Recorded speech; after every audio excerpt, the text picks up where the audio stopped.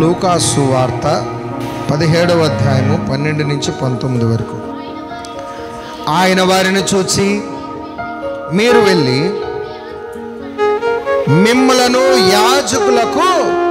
యాజకునికి కనపరుచుకున్నాడు. నిజమైన ప్రధాన యాజకుడు ఈయన అయితే అక్కడున్న ప్రధాన యాజకుడికి వెళ్ళి కనపరుచుకోమని ఎందుకు చెప్తున్నారు?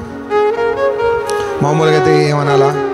మీరు స్వస్థత పొందుకుంటారు అని అనాలి, లేదంటే దగ్గరకు వెళ్ళి ముట్టుకొని స్వస్థపరచాలి. ఆయన ముట్టుకోలేదంట, ఏమండి, ఏ మాట చెప్పలేదంట.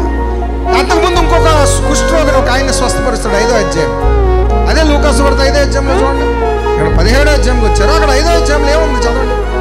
యేసుని చూసి నన్ను బాగు చేయను ఆయన అన్నప్పుడు ఆయన అదిగో చూసారా, ఇక్కడ ఏం చేస్తారు? ఇక్కడ ఎందుకు ప్రధాన యాజకుడి దగ్గరికి వెళ్ళమల్లా?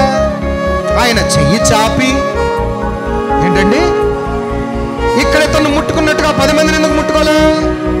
అర్థమవుతుందా? యేసు ప్రభు ఏదో బోధించడానికి ప్రయత్నిస్తున్నాడు. సంగమా, నాకు నీకు మనందరికి బోధిస్తున్నాడు ఆయన ఒక పాఠం. అవునా?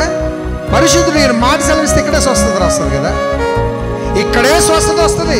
కానీ అక్కడికి పంపించి అక్కడ ఎందుకు స్వస్థపరిచాడు ఆయన?